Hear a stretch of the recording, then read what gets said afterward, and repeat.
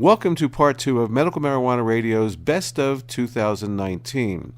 In part 2, we have Daniel Desai, who's an OG, been around this industry and developed many procedures in the dabbing world and concentrate world. And we'll talk to him about why he's not in the medical cannabis industry any longer. Also, we'll talk to attorney Ken Sobel, who's also a pioneer attorney who goes around the globe trying to help countries and states right here in the U.S. write their medical marijuana laws. So I hope you enjoy this and have a great new year. And we're back. And online today I have what I consider to be one of the cannabis pioneers in our industry, Daniel Desai, who after going through everything that he did to fight and to get these legalization passed and even medical back in the day, Daniel has decided to leave the industry because, well, we're going to ask him why. Daniel, welcome to Medical Marijuana Radio, and tell me, give me a little background about your history with the cannabis industry, and then we'll get into why you're where you're at now. Well, I was kind of born into it. My mother and various stepfathers throughout my life were dealers, basically. They've always been. So I kind of grew up in the outlaw illegal cannabis culture. And then when I got to college, for a brief period, I was in a church that was kind of fundamentalist from 16 to 19. So I didn't smoke weed then. But at 19, I started smoking weed again. And then after a week of smoking weed, I decided to start selling it, because this stuff's great. And all my friends smoke weed, so not only that, if you buy a quarter and sell 3 ounces, you get one for free, practically, right? Exactly. That was my whole thought at first. I think I've been there. It just went so well, I was 19 years old. I was living in the dorms. I was fresh out of a foster home, and I got a QP. Like you said, sold 3 ounces and had my free ounce, but then that ounce sold. And I had some extra money, so I had to get more, and then it just snowballed from there. So, I started in the black market, and then got the chance to kind of see it go legal around me. I had been dealing for about 4 years when, the first Yellow House opened up in downtown LA, which was one of the first dispensaries. I think it was actually the first dispensary in just about ever, So we're talking about 1996 when medical passed? Well, it was a few years. It was about 3 or 4 years before there was shops that people with med cards just went into. Right. Yeah. So for about 3 or 4 years, I was just completely black market. And then it started going medical around me, and I got in a little bit of trouble, and I got a job. It was a regular job at a dispensary as a bud tender. Worked my way up to manager. Ended up opening a delivery service with them, and then we got another storefront and opened Kind Meds, which is kind of iconic in the San Fernando Valley. Left there, opened Studio City Pot. I got I'm 30 at this point, but I got an invitation to go and consult for a dispensary that was opening up in Denver, and I did. I helped them get their dispensary set up. I helped them set up their SOPs and all that, and then I pitched them the idea of actually having a hash company, because in Denver they released the MIPS license, the manufacturers of infused products, services, whatever. So I pitched them the idea on that, and I was probably the second, or the first, I'm not sure exactly of the timing, hash company in the country. So when you say hash, are we talking about old school type hash? BHO, yeah. Okay, so BHO. So we're really talking about a wax or a substance, not like a cami cannoli hash, right? We're talking about an extraction. We're talking about BHO, real extraction. Okay. It was getting popular in LA. One of the basically the legends of BHO taught me how to make it. And then when I went out there, everything that was on the shelf was just disgusting, dark, nasty, black, disgusting stuff that nobody would smoke nowadays. And we were the first people to put blonde BHO on the shelves out there in Colorado. What was that? Any idea? There was probably no labs then. Any idea what that would be testing out at?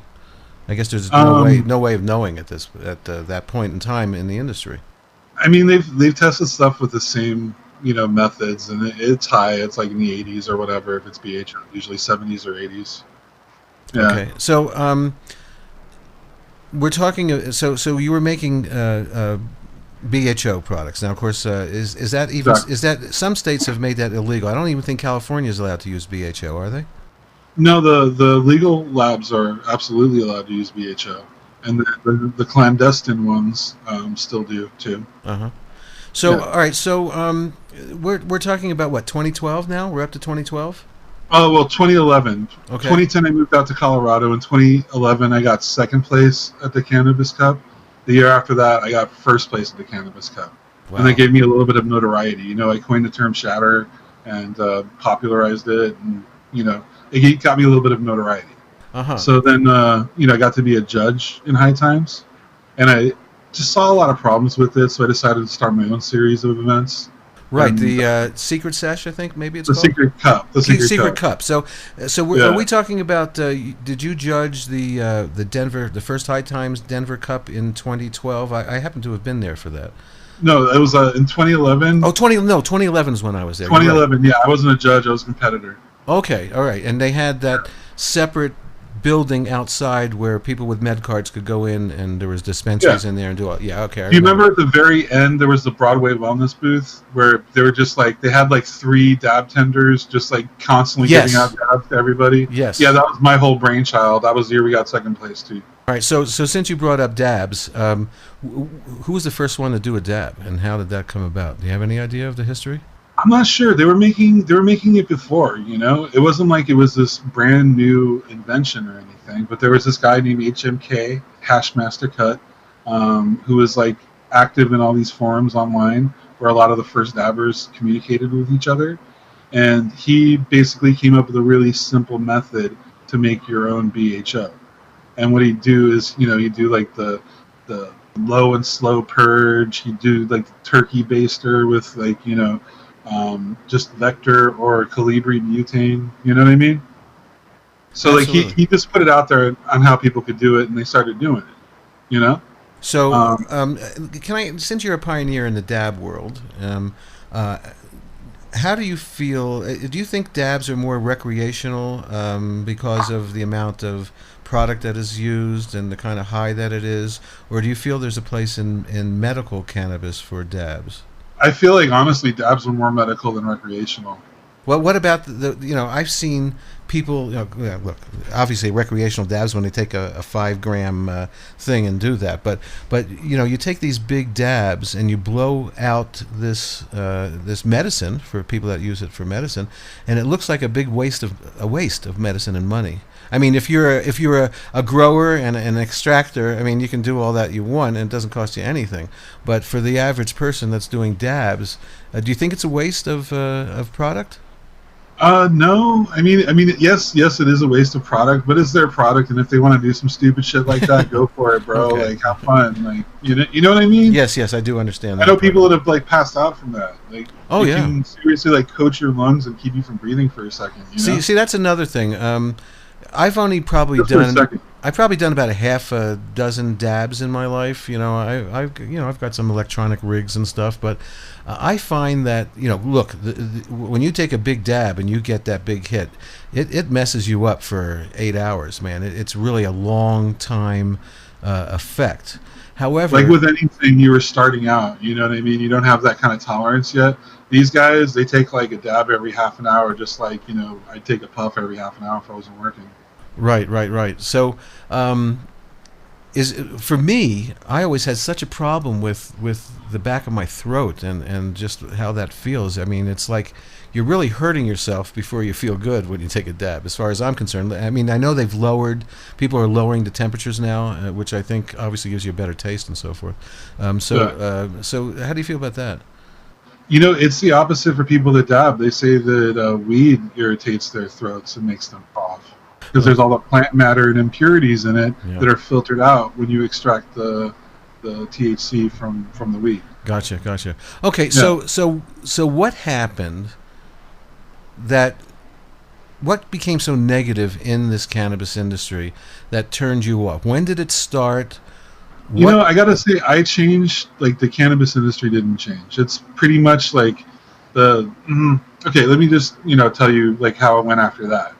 I was kind of the first up the hill, so I felt like I caught a lot of arrows early on, and it really wore on me.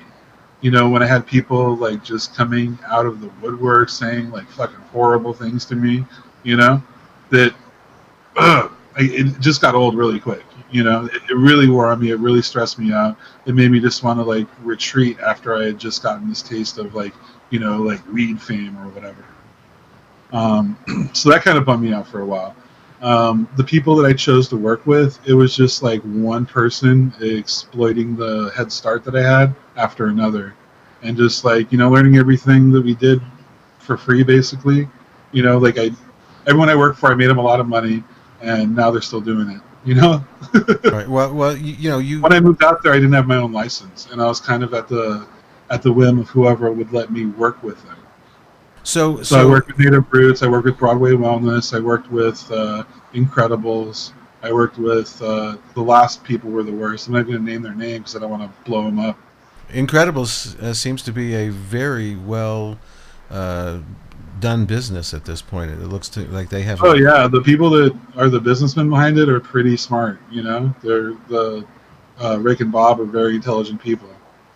They're not stoners though. They did it for the money, and they did it early on, and they were bold, and they did it properly.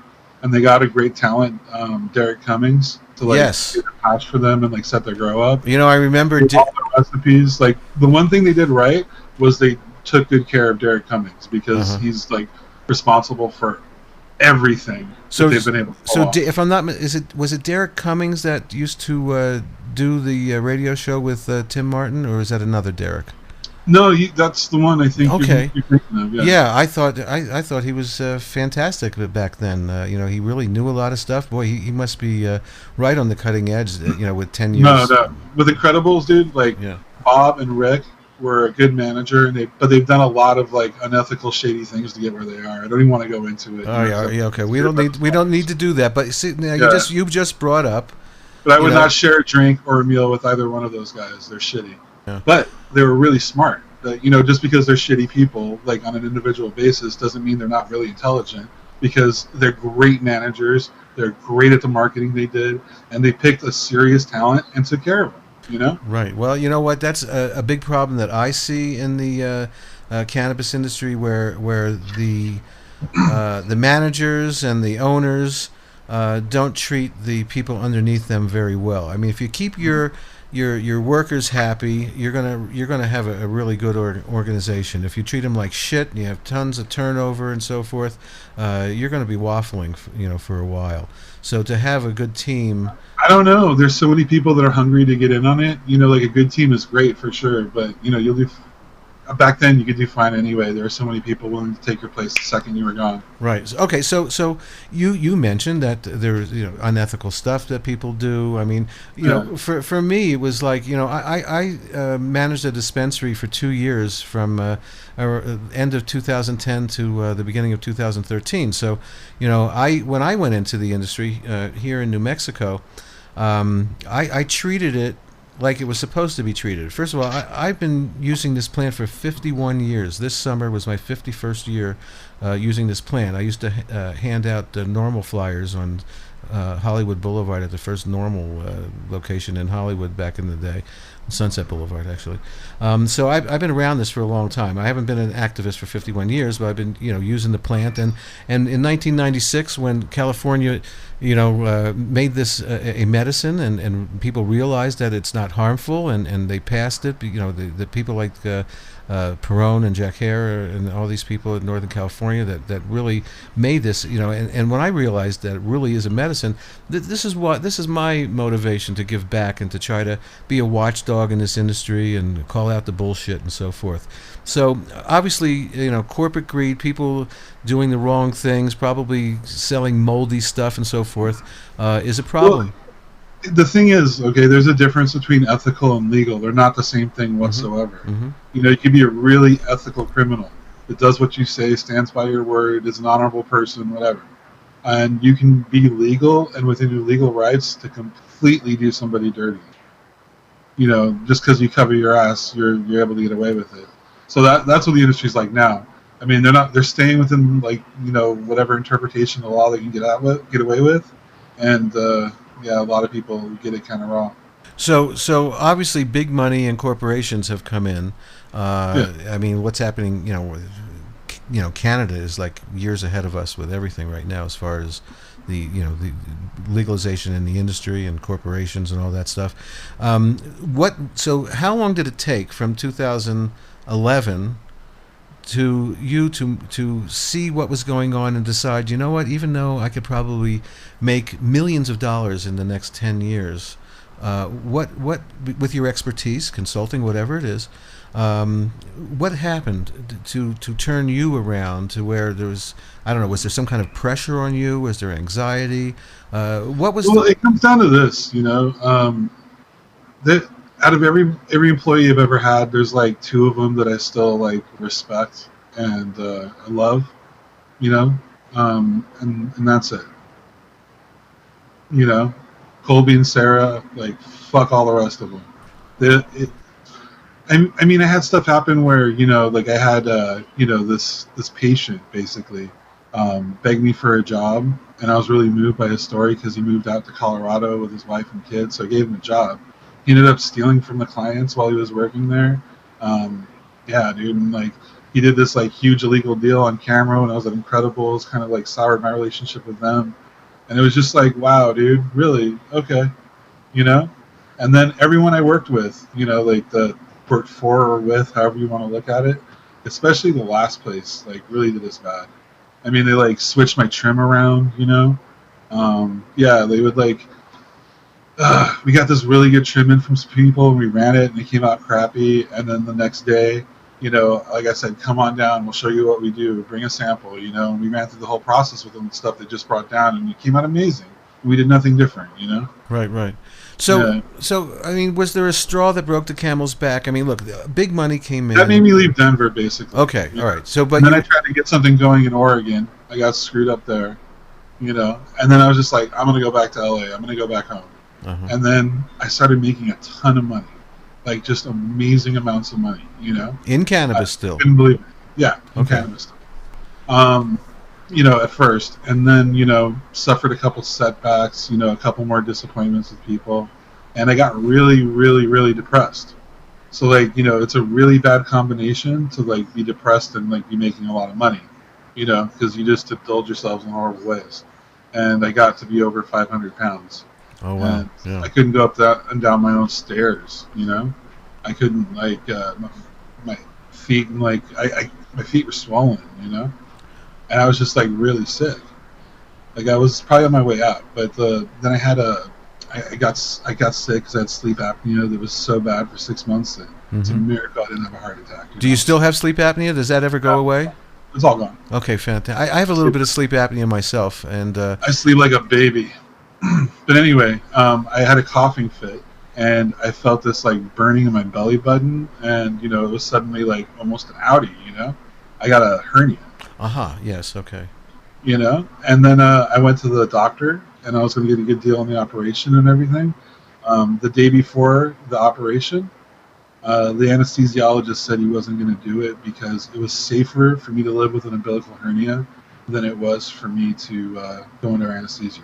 And that was because of your size at the time? That was because I was over 500 pounds. Right, and they were like, you'd have to lose like 250 in order to get the operation. Wow. So I guess whatever the anesthesia was, he was afraid that it wouldn't be good for you. Any anesthesia at that weight can kill you. Uh-huh. Plus, they would have had to do like the operation differently. Like, I'd have to be like put under and suspended upside down and like all kinds of crazy shit because I weighed that much, Yeah. And it just kind of made me realize that if a doctor is going to tell you that it's safer for you to live with a hernia than it is to get it fixed, like they kind of just write you off at that level, Right. Well, it's hard to find clothes to fit. It's hard to find like seats you can fit into. Like everything is just a chore. Like just getting dressed in the morning, like trying to tie my shoes. Yeah. Like, it was a pain in the ass. So like I either said like I'm going to use all this money to like go out with a bang and that's it. Or I'm going to like try to turn it around and save my life and really put all my effort into it and make it the priority. And I went with that option instead. Uh-huh. I lost 100 pounds in 6 months, and I started training at the gym like 7 months later. And when did you start that regiment? It was the end of January of 2018. Of 2018. Yeah. Okay, so end of January of 20. Okay, so you're a year and a half or more into that. What do you weigh now? I started out over 500 pounds. I don't know how much over because there was no scales. You know what I mean? I'd have to go find a cargo scale or something like that, and I didn't. So right now, I weigh 324 pounds. Wow, that's really amazing in a year and a half. And Yeah. and do you get checkups all the time? I have insurance, man. Uh-huh. So when you say you don't have insurance, did you go through the money that you made in the industry? Is that gone? Mostly, yeah. Uh-huh. Because I was finding that it was for the first 6 months it was just business as usual, you know. But like after that, like I found it to be a distraction. You know what I mean? It was like taking me away from training, having to like wait around and maybe make a deal, maybe not, feast or famine kind of stuff. Uh-huh. So it was just really distracting, and it really brought me no joy for years. Yeah. Ever since like I left Denver, like toward the end of Denver, like it was just miserable for me, this whole business. Yeah. Let me ask you a quick question off the subject, but California pot or Colorado pot? I mean, I remember hearing about Colorado pot in 1969 and 70 and 71 and in the 70s and stuff. So who's got it? Who's got it better? There's good weed everywhere. There are elite, amazing, awesome growers anywhere you look. Okay? Like in the East Coast, like there are some fire-ass growers, believe it or not, you know? Even though they take all their shit packs. You know, there's some great weed on the East Coast, and I've personally smoked it and can vouch for it. There's great growers in Texas. There's great growers in Ohio. You know, so you have to know the right people. So that being said, on average, I can absolutely say California's weed shits on all the other weed in the world, on average. And is that because anybody in California can find fire weed anytime they want to? Is that because they just been into Sensimilla for so many years? I mean, they're like the longest growers of Sensimilla. There's that, and then there's a shit ton of money here too. So there's an incentive for the best stuff to stay here and not be shipped out of state. Do you think that there will always be room for the little guy with craft cannabis, or do you think corporations are just going to? You don't. Well, it's going to be a top and a bottom kind of thing. There's going to be a very few like really good gourmet, cannabis companies. Like for example, in Oregon right now, you have like the cheapest weed in the country, if not the world. It's like they have $28 ounces. You know what I mean? They're wholesaling their shit 50 cents a fucking gram. It's crazy, dude. Is that crazy? Is that less than it costs them to make it, to grow it and process it and do all that? Well, that's the thing. If you're producing it on a massive fucking scale, then you can make money doing that. But you had to have come into it with millions and millions, you know. Okay, so all right, so. And on the other hand, you have Geek Farms, right? And their stuff they wholesale for a shit ton, and they make a great amount of money off of it, you know. Like it's ridiculous how much they make off of it in Oregon, but they're the best and most sought after company in Oregon. Right. There's also in Oregon, I think I read where they've passed some laws, or they're trying to, so that they can export into other states. Yeah, exactly. But that's not going to happen until Schedule 1 goes away, right? I imagine, because they'd be guilty of interstate trafficking under federal law, so I don't think anybody would do that in an official taxable way until that was off schedule. Sure. So when did you decide that the future for Daniel Desai was not in the cannabis industry? Because when you are an expert at something, it's like really easy to get up in the morning and go to work, when you're having fun and stuff. It felt like I had to be that character, Big D in weed. And I just was so sick of it, like I wasn't a happy person, there wasn't a lot of joy in my life. Yeah. So why am I going to stick with that, Like I turned down like a consulting gig in Colombia, one in, what was it, like one of those red states that's going illegal. I don't even fucking know, dude. I just blow people off. I don't want it, I just don't want it. Like I don't. So it's for you, with your knowledge and your knowledge of extraction and hash and all this stuff. If somebody wanted to pay you $100,000 to consult on their business, it's something that you don't want to do at this point in your life. No one's giving you that kind of money, bro. Like, it's all a bunch of fucking promises, and like, you know, it'd be a little bit, you know, like you make it like $1,000 a day with some of these things, but you Really? know, Well, that's bullshit for intellectual property and something that you've honed for, 20, 30 years as far as growing is but concerned. it's the thing. There's people that are more knowledgeable in it, you know, that fucking love it still. So I'm like, have at it, boys. You know. Uh-huh. Okay, And, so when did you make the decision? I've had enough. That's it. I'm going to go into something else. How long ago was that? at the end of last year. Okay, at the end of 2018. Yeah, exactly. Okay, It was like, you know, something happened that I can't really go into. right. And I that understand. was, like, it. Like, I was like, I don't want to do this anymore. That's the straw that broke the camel's back, and I'm not doing this crap anymore.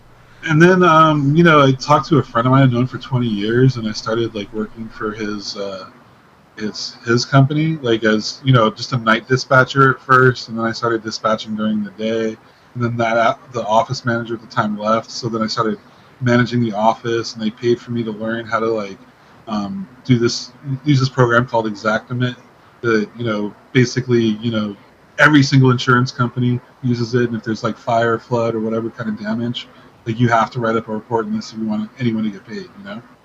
So I got certified in that, and this is the whole thing. Like, people think that, you know, like, weed pays great. You know what I mean? But I'm telling you, there's like maybe like 5 or 6 master growers in the country that make more money than, you know, the lowest paid plumber at my company now. Right. No, I understand what you're saying. The plumbing industry has always been a really big industry. For 100 years, the plumbers have been making money, and they grind it out and so forth. So I understand what you're saying. So looking back now, it's smoke and mirrors, man, is what it comes down to, like most of cannabis. It's not as complicated as people make it out to. It's not some fucking magic, secret knowledge or anything like that. Some people are better at it than others, you know, but that's about it. I mean, it's a crop, bro. You know? Yeah. The only reason it's expensive as it is was because it was illegal. Right. And once it's not illegal anymore, you're going to have a few companies like Geek Farms, and it's able to capitalize on that connoisseur market and make a good amount of money. And then you're going to just have a bunch of low-end weed for people to smoke. Yeah. You know, when I was go to liquor stores eventually and buy it, you know? When I was living in L.A., I lived in L.A. from 1968 till 96. In the mid 80s, I would say ounces were like $700 back then. Okay, were you in L.A. in the 80s? Yeah, but I was kind of young. I wish I would have known you. Probably would have had some better pop. It would have been weird, dude. I would have been like 10. Oh, okay. Well, you know, listen, people get turned on a little early.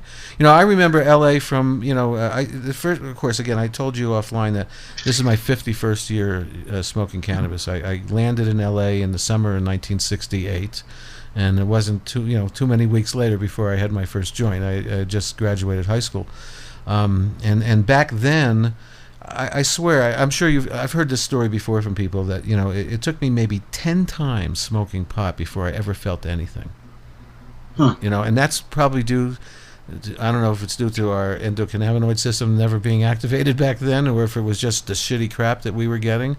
But we also had great pot, you know, back in L.A., back when the Colombian came in the early 70s, you know, the Colombian Santa Marta Gold, that Robert Platshorn, if you know who he is in Florida, he's responsible for some of that. You know, later on, the Thai stick, and then the first Sensimilla I ever saw was not from California.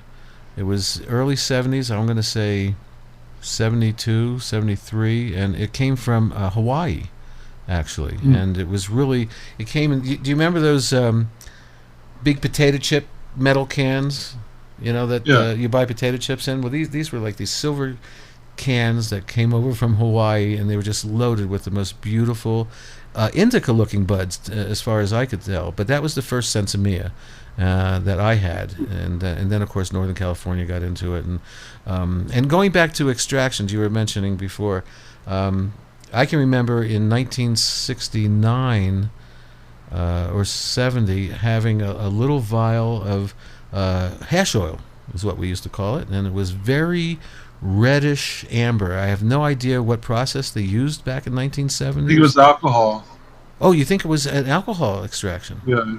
Well, I've never gotten that color out of my alcohol extractions, But I'll tell you, people used to put it on a cigarette if you were smoking cigarettes, and you could be out at a movie theater. You could smoke in restaurants, and you just put a little line of this extraction hash oil on a cigarette, and that's when I first started putting it on rolling papers. And I still there was hash oil back then, but the whole thing was what made hash oil is popular and made it into the whole scene was really the introduction of a method to smoke it. And I was mentioning Hash Master Cut earlier. Yes. HMK for short. He came up with not only this really easy tech for people to use at home safely to make their own BHO, but he came up with the best way to smoke it, which was a grade 2 titanium pad that swung up. You heat it up with a torch and swing it underneath this bell-shaped glass curved tube, and then it would hit like that. Sounds like a dab to me. Yeah, but he's the one who basically, he should be giving credit for it's on the same level as bringing the drive-through to a hamburger. You know what I mean? Yeah. So until then, there wasn't a real good way to smoke it. And well, we used to made also it possible for it to become a scene. We used to also take what they called later in our lives crack pipe type of thing with a glass bowl, and you would drop some hash oil in it, and then you'd heat it up from the bottom with a lighter until it combusted into a smoke. That was one of the first ways, but still today, almost every day, Daniel, I must say, I take a little oil or wax or shatter, and I heat it up and I put it on a rolling paper, and I love smoking it that way.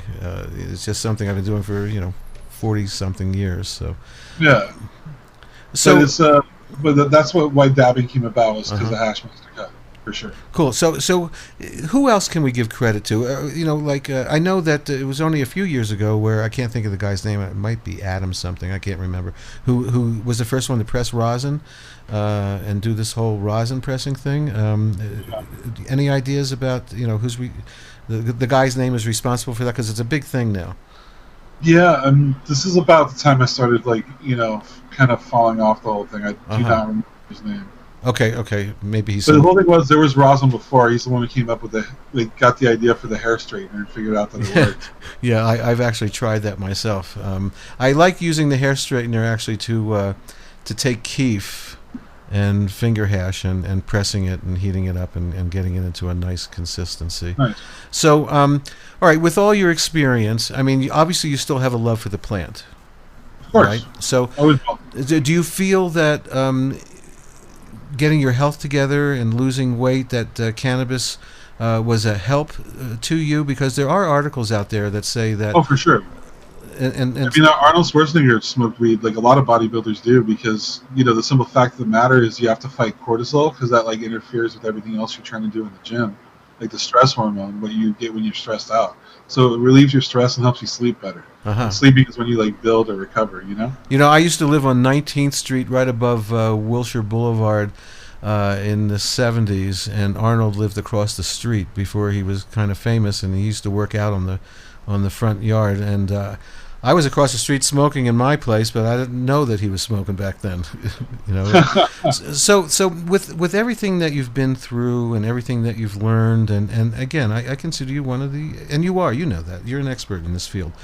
What do you think is the most important thing that needs to change in our industry, and even can it be done? I mean, is it all? There's no changing it. It's you can't stop this. It's going the way it needs to. I mean, ultimately, big picture, it's going to be available, really cheap in every liquor store, which means it's finally going to be available to everybody who needs it. That's the direction it's going. When there's a level of acceptance, it lets them relax the laws even more. These fucking carpetbaggers are going to lose their shit. Everyone who doesn't pump it and dump it. It just seems to me that a lot of people, most of the people, are coming into this industry for the wrong reasons. I mean, especially in the medical industry. I mean, we have people that have licenses in New Mexico for medical, and we're trying to go recreational. At this coming January, they're looking at it. But you will. Last year they wanted to give us not only regular dispensaries, but they wanted to have state stores. Okay, and I'm totally against that for sure. And the other thing that they weren't going to allow home grow, and as far as I'm concerned, it's not legalization if people are still going to jail just because you can go buy it, and everybody should be able to grow this plant. And my view, looking at this industry just like you do, there's just a lot of bad players, and I think that medical and recreational should be separated because there's two different end users. I tell this story before on my show. A good friend of mine who was actually my mentor in growing, he used to grow on federal land in Stinson Beach back in the 70s and 80s. I mean, a lot of people used to do that. He needed an operation, and he was in Beverly Hills where he lived. And I tried to find him, suppositories. He needed what do you call it? Operation in a bad place, hemorrhoid operation. So I called maybe 50 dispensaries in West LA, West Hollywood, and Beverly Hills, and it was very hard to find medical products like suppositories and so forth. So I would like to see medical and recreational separated. There's different end users, and this really is a medicine. Well, it's going to naturally separate because, what you're going to have happen is people are going to bring like medical themed products to the market. So that's how it's going to happen. Well, I think that okay, you're saying, but they're not now. I mean, they were. Yeah, Mary's Medicinals, for instance, in Colorado sells on the recreational market and the medical market. Right. So you can go there from a different state and buy medical stuff, from a recreational store. Yes, but that's their marketing plan. Yeah, no, that Mary's Medicinals is one of the and a very nice player in this. I actually tried one of their patches once, and it didn't do anything for me. I couldn't feel anything. But this was maybe 3 years ago. I'm sure their formula has changed and so forth. So I want to wrap it up with you a little bit. But do you ever see a time to where you may come back? If the money's like really, really right, I might. But the right people, right? No. No, you don't care about the people? I've been wrong so many times about so many people. I give up. I can't tell. I got you. You know what? It's funny. I say this a lot. Like, pay me in fucking advance, bro, or I'm not doing it. Yeah, that's really what it comes down to. Absolutely. You've got intellectual property that needs to be protected and so forth. But it's not exclusive anymore. And people know more than me. Like, the way I feel like I could help is if I was like a project manager or just like somebody to cut through bullshit for people. Mm-hmm. Like just a simple fact checker, because a lot of this is smoke and mirrors. It's really, not as complicated or magical as they make it out to be. Right. Well, Daniel, I thank you very much, for spending the time tonight. Everybody is now jumping into this business while you are jumping out, and it's quite amazing. If I could sum it up, though, it just really came down to the fact that I was not happy. And this, just trying to better myself, mm-hmm. losing weight, going to the gym, working out, getting my head straight, working a regular job with a regular schedule, right. where I get my fucking paycheck direct deposited every single week. Yeah. It's all my needs are taken care of, and all my time is taken up. And that's kind of nice. Yeah. Well, you know what? I think I feel very much like you in a way. Integrity is something that is hard to find in this industry. I believe that my opinion of what you've been telling me and so forth, I believe that you do have integrity. I believe that you probably left this industry to keep your integrity. And I probably did the same thing, because I quit my dream job managing that dispensary here in New Mexico when I found out that the owner, who I thought was my friend, was just a big asshole. And when I decided to quit because I wanted to keep my integrity and my morals was more important than working for that man who had no respect for his manager. So so I quit because I didn't. This is like 2013. I didn't want a firing on my first cannabis resume. And I saw the writing on the wall. I think you and I are simpatico with this. We saw what some of these people are up to and what they do, and you know what? People like us need to keep our integrity. There needs to be more integrity and morals in this business. And Daniel, I thank you. Yeah, but just try to be happy. Like, try to do some stuff that like brings you joy in life. I mean, that's more what it's about for me. I mean, like, whatever, they're them. Yeah. Like, I'm just literally tunnel vision, focusing on like leveling myself up. Yeah. I want to stick around for a while. I want to be healthy. Sure. Ultimately, I know that like I'll do good and I'll be extraordinary in everything I do. Like, with this whole weight loss thing and like the working out, I'm not aiming for normal. I'm aiming for extraordinary. Absolutely. Congratulations on all that. I've been following your path on You can Facebook. congratulate me when I'm done, man. I'm getting there. Okay. But, well, it's all about the motivation and getting your head in the right place to lose weight. I've struggled my whole life. I understand totally, what you're talking about. So before you go, it's just the whole package of loving yourself. Yeah. Like right. I don't just like I go out to lunch by myself sometimes. I do things that I want to do. Like, I take care of myself. Like, all those things go hand in hand. Like, I'll go out some days. I'll go to the barber. I'll get a massage. I'll get a workout. I'm sorry, you go to the barber? Yeah. From what I'm looking at, you're wasting your money. Oh, the beard. Okay. Yeah. All right. Well, Daniel, before you go, I just it's nice getting a straight razor shave. You know what I mean? Yeah. Like, you just gotta love yourself. You gotta treat yourself. All right. So I just want, because of your expertise and your knowledge, and you've been around this for a long time, just tell me what some of your favorite strains are currently, what they were in the past. Is there a holy grail for you that you'd like to get back to someday, as far as a strain or cultivar, whatever you want to call it? Honestly, my favorite strain is Skittles. The stuff that third gen. I don't know exactly what it is. I've heard of Skittles. I have a friend. I have a friend that also says Skittles. Moonshine Melts, like they're all the same thing. Like the Skittles that they popularized. Shit, that's my favorite strain. Sure. Favorite way to imbibe, joint pipe, dab, joints. Okay. For sure. Do I see? Are you using blunts or real paper, or what do you like to smoke with? Like hemp papers. Okay. Cool. Yeah. Cool. All right, Daniel Desai, thank you very much. I think maybe we'll do another one of these in 5 years, and we'll see what's going on. I think we'll follow up with you on that. So I appreciate your time today. And anything else you'd like to wrap up with to tell my listeners? It's just that I really feel like cannabis is like this amazing spice that you can add to like any part of your life just to make it taste a little better, or give you a different perspective, like on top of everything else too, But it's not life itself. You know what I mean? Right. It shouldn't consume your life. It should be part of your life. No. Yeah. It should be a great complement to a good life, and that's how I treat it now, and that's how I enjoy it. Like, the industry just didn't bring me any joy anymore. Like, actually getting healthy, like, brings me a ton of joy. Absolutely. Well, you know what? We want to be here to see what's going to happen in the next 30 years. My next 2-year goal is I'm going to, do one of those bodybuilding competitions, actually. Wow. For the transformation category. It's this new thing that they have. Oh, cool. No, I haven't seen that. Well, listen, man, I only wish you luck and love and everything else that you want in your life.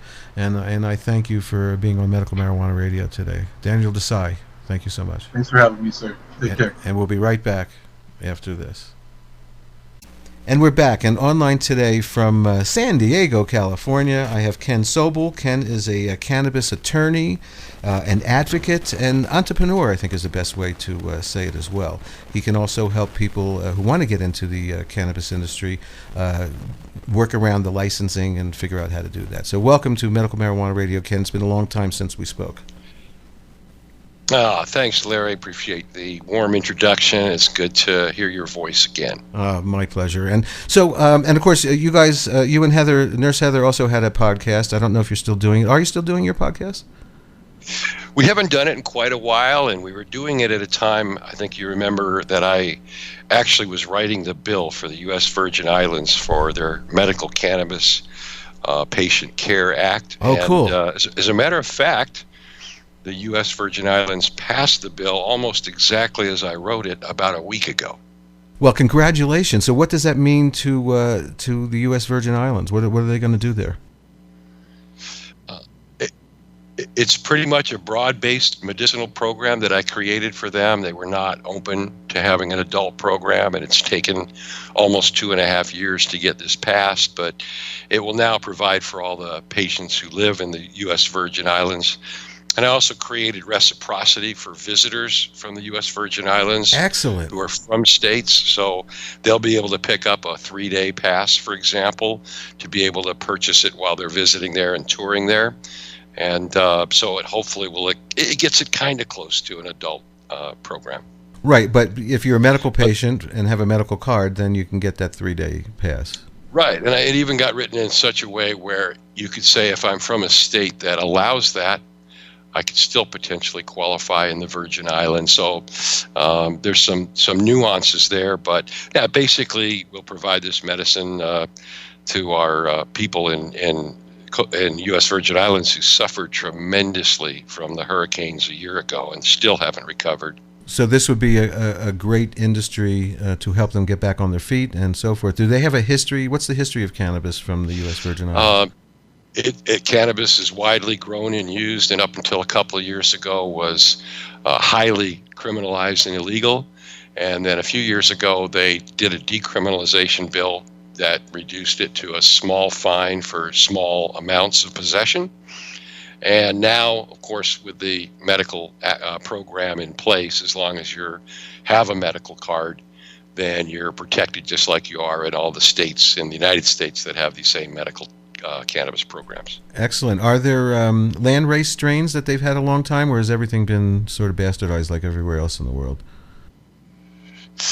That's kind of hard to say. I mean, the bill is very interesting, and it really allows for the people to have this industry for themselves, and it's not really that of an invitation for the Wall Street types to go over there and try to make big investments in it because they're relatively small grows. As a matter of fact, I patterned some of the aspects of the Virgin Island law with New Mexico.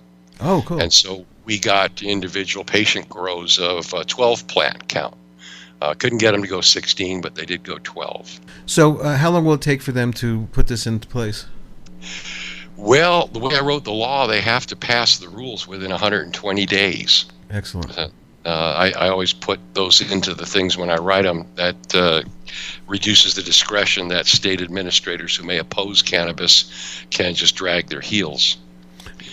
So I'd like you to let us know when they're operating, because I think that would be a great destination for people who use cannabis to go. I've never been there. If people don't know where the U.S. Virgin Islands are, can you describe what they're near? Yeah, it's about a short, maybe 35-minute flight, maybe a little bit longer from Puerto Rico.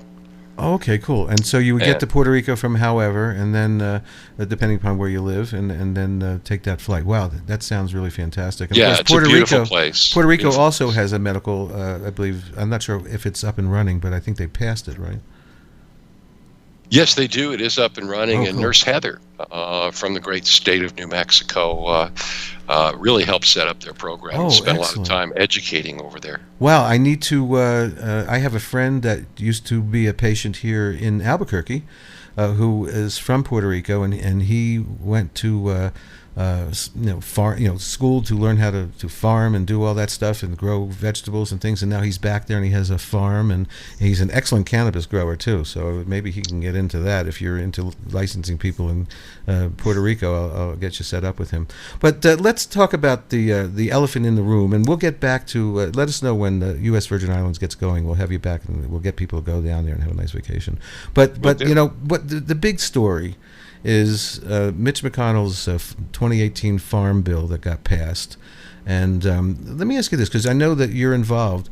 Did you know ahead of time that CBD was going to be, have to be FDA approved in order to be taken into the body, whether it's topically, cosmetics, and orally and so forth? Were you aware of that ahead of time? Did you realize that, or did they sneak it in on us? Yeah, we had a heads up with it in California because before the hemp bill was passed, the state department that regulates Bureau of Cannabis Regulation under the new California laws, came out with an advisory, and I have a manufacturing facility here, and they said they would not allow hemp-derived CBD to be incorporated into edibles that we're producing within our licensed dispensaries or in our licensed manufacturing facilities and then sold in the dispensaries. And that we could only use as an exception the highly medicinal CBD plant. So plants that have a ratio of, say, 25 to 1 CBD to THC, we're able to still harvest those plants and extract from that and then be able to sell those under the cannabis license. Okay, so that's an over 3% THC in that type of plant.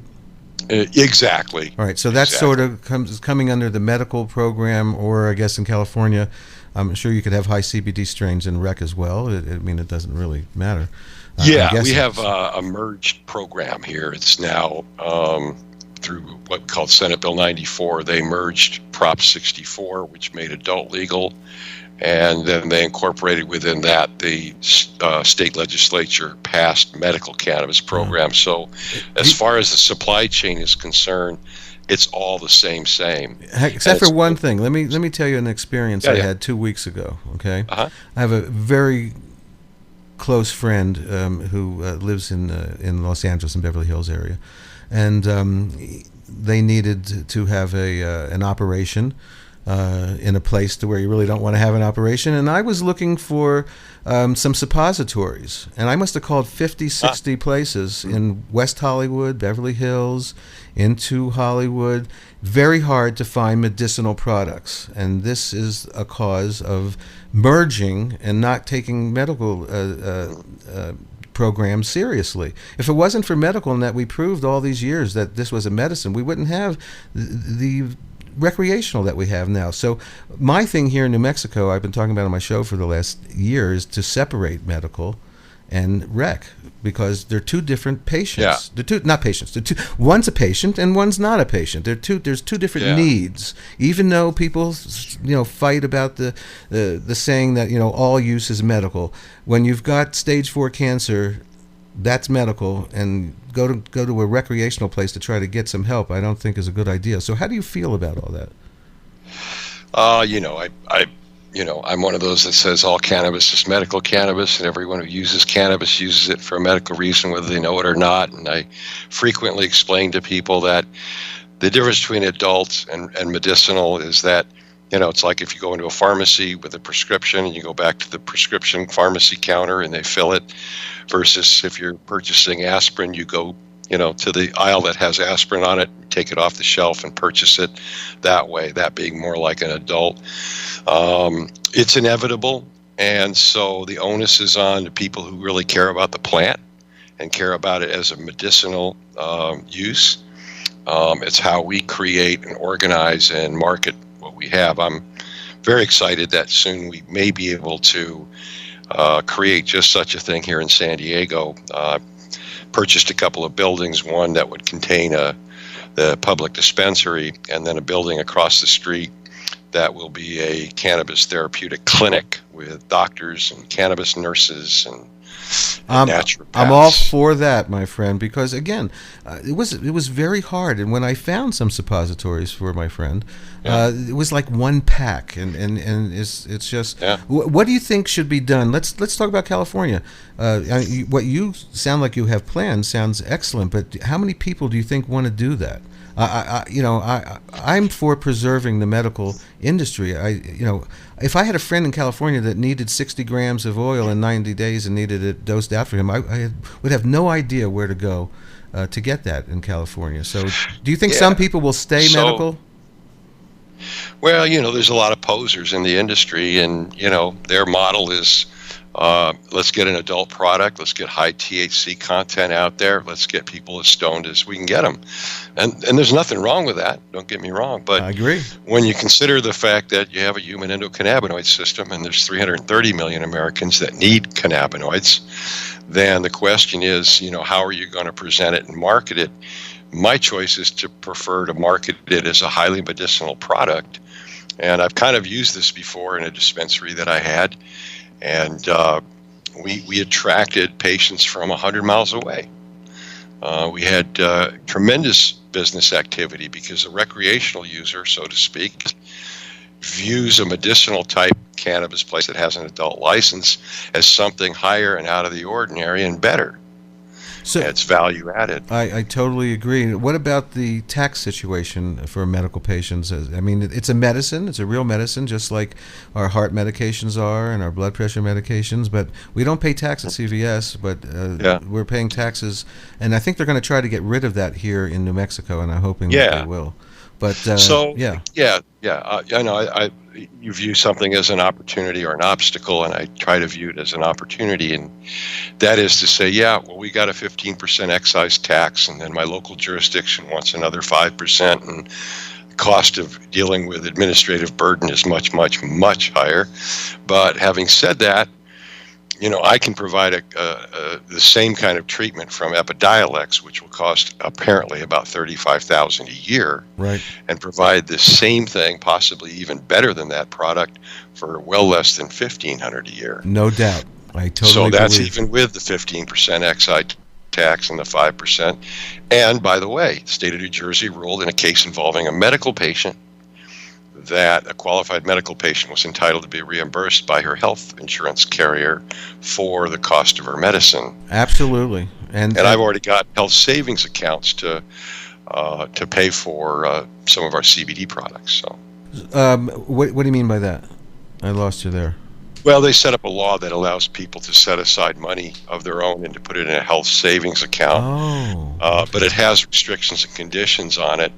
And so I worked with some other people, and we were able to get our CBD products to patients who had health savings accounts, and they were able to reimburse themselves from that account. I had a woman from a company on maybe in the summer or late fall, late autumn, who I'm trying to think. I think it was Novus. They actually have some programs that will pay for part of your CBD and medical cannabis, but they need to get set up with dispensaries who are willing to sign up with them to give discounts to the patient. So it's starting to happen. Yes, I know about the case in New Jersey.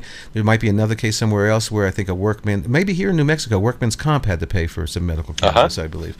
Insurance is coming. I mean, obviously the 2018 Farm Bill is, I think they'll be allowed to insure their crops, won't they? Oh, sure. So that's exciting, because I do believe that just like any other medicine, insurance should cover part of it, and this will happen. I mean, we're in an accelerated period of time right now that took 80 years to get to. You know what I mean? It's happening fast now, but in 1972 when I was handing out flyers from Normal on Hollywood Boulevard or Sunset Boulevard, it was a long fight. It's been a long time. It's been 50 years for me, and I'm sure for you as well, something close to that. So with your knowledge of what's happened with the Farm Bill and the maybe 500,000 CBD boutiques that are around the country, what's going to happen to them?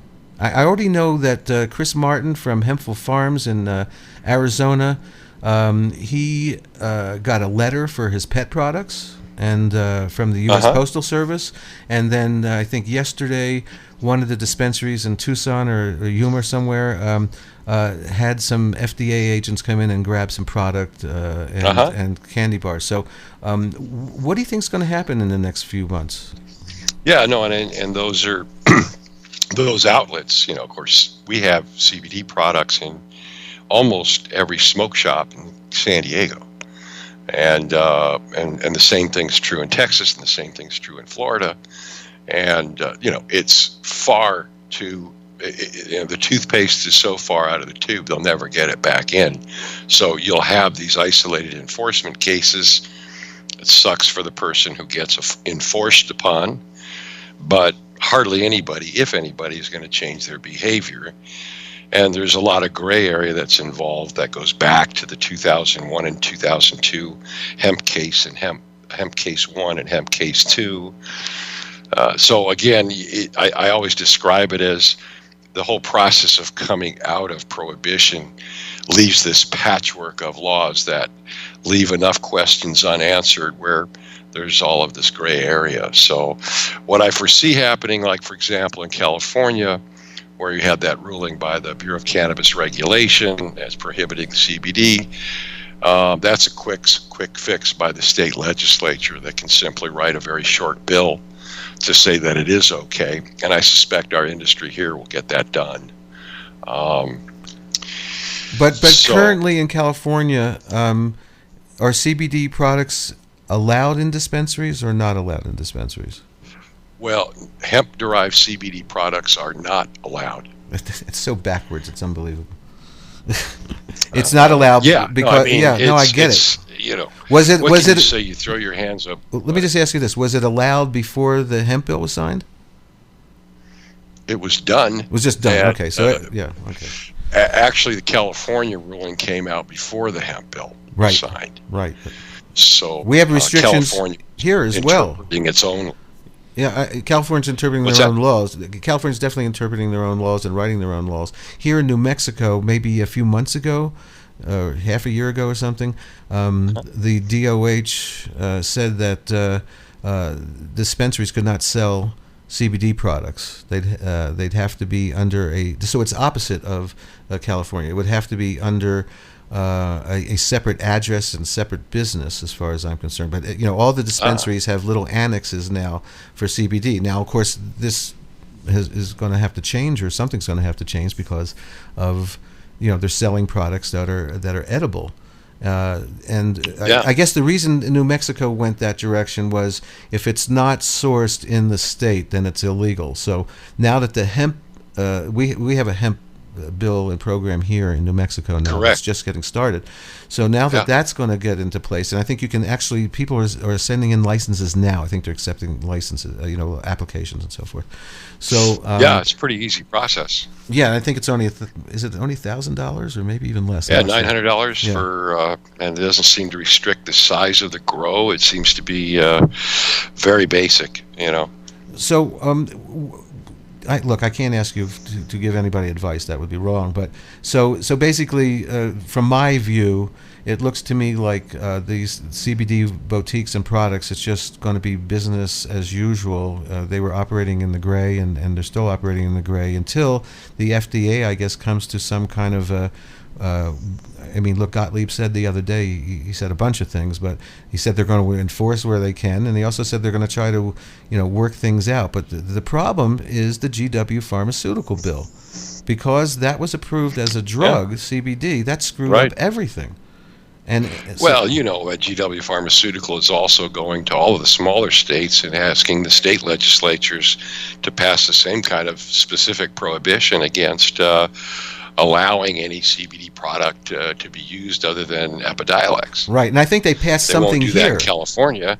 They did pass something here. Yeah, well, they go to smaller states. They target smaller states where they can essentially buy off the legislators. Yeah. But it's not so easy in California, where is a consumer protection kind of state, where 40 million voters or 40 million people mean more to them than Walmart. All right, knowing that, and of course, Walmart does sell a product, hemp. I guess it's a tincture or hemp oil or whatever that's got lots of CBD in it. And it's online. I don't think you can get it in the stores. But I had the guy on, Ari Sherman, I think his name was, who's involved with Evo. I guess it's called Evo Hemp, I believe. I don't even know how that would affect them. Maybe it's from the seeds. No. This is like 1,200 milligrams of CBD in a tincture type bottle. For like $80, I think they were selling it, which is not a bad price necessarily for 1,200 milligrams. It's pretty good. But all right. So just to wrap things up, I mean, you and I could do this for hours and do a telethon, of information. But you're involved. Look, a lot of people want to get into this industry. You're involved with helping people get licenses. So are there some states that are easier than others, and what states are you working with that maybe you could help somebody get a license?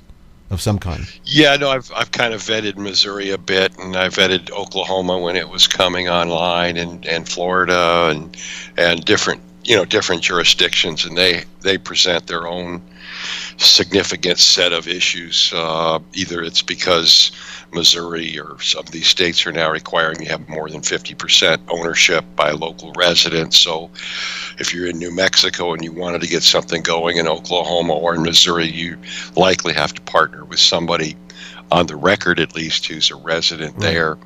But those are both, Missouri will be implementing theirs in a little while, so that may be the next opportunity if somebody has family connections there. And so, but realistically, though, forget about California, Colorado, forget about the big states, right? I mean, you're walking into saturation already, right?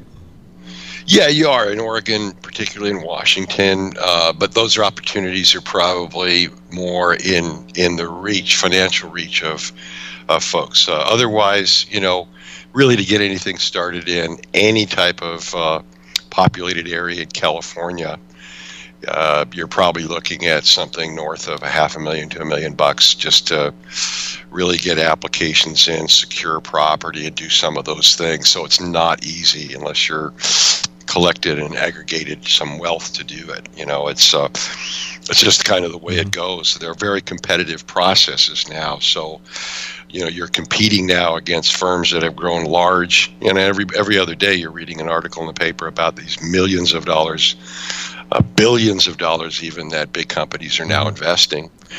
And so in a limited market where they have a cap on licenses and it's a competitive merit-based project, you have to compete. And it's, if I do an application here, it'll probably average between 500 and 750 pages of material.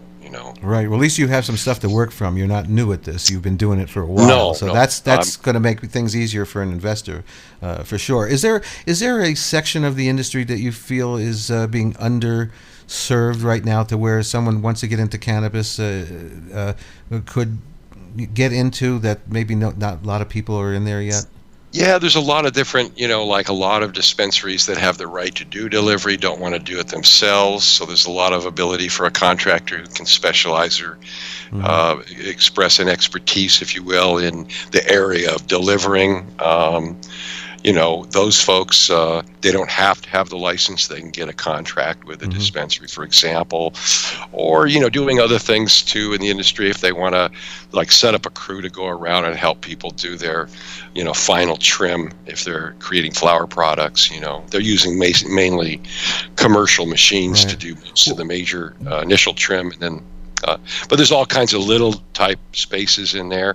And there's even a space for what I call a caregiver collective, which would incorporate 7 to 10 caregivers who can then represent, say, 5 patients each. We're trying to do that here in New Mexico. There's been a group, a task force that was put together with from patients and stakeholders and DPA and other people trying to get collectives here in New Mexico. I hope they'll do it, because I got to be honest with you, man. The people that 90% of the people that have LMPP license here in New Mexico, after 9 years, they still can't grow shit.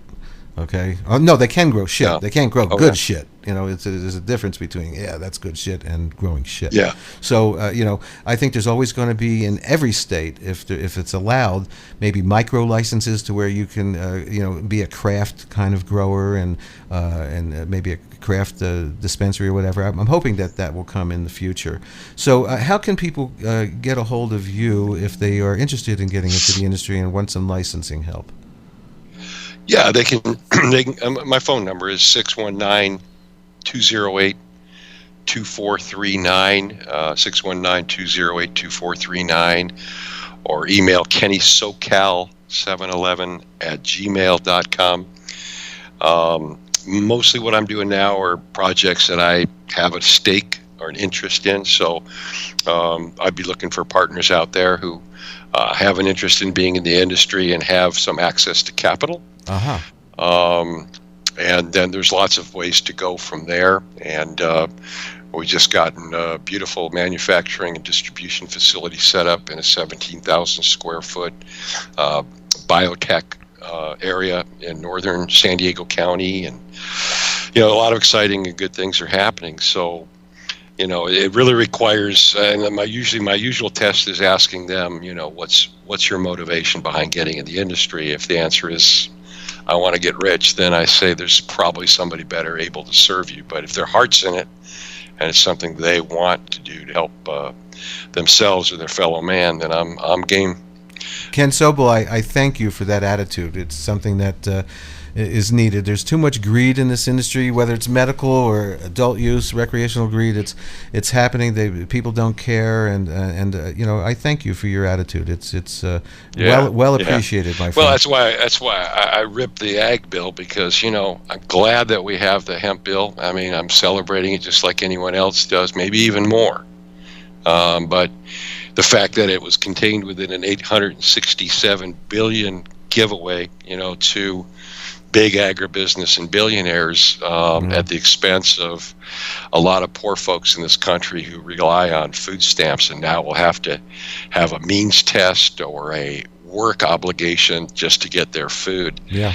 That if you look at that side of it and take a picture of the whole thing, it's hard to swallow that, but I am happy in celebrating the hemp portion of it. It's definitely a step forward. It's got a lot, some stuff that's wrong with it. Felons, not, convicted hemp felons and cannabis felons, unless you are finished at 10 years out, you can come in, but waiting 10 years, I mean, that's crazy shit. Maybe we can get that changed in the future. But anyway, it is pretty crazy, But last but not least, thank you for having me. Oh, my pleasure. Nurse Heather's going to be having her Cannabis Nurse Network conference here in San Diego.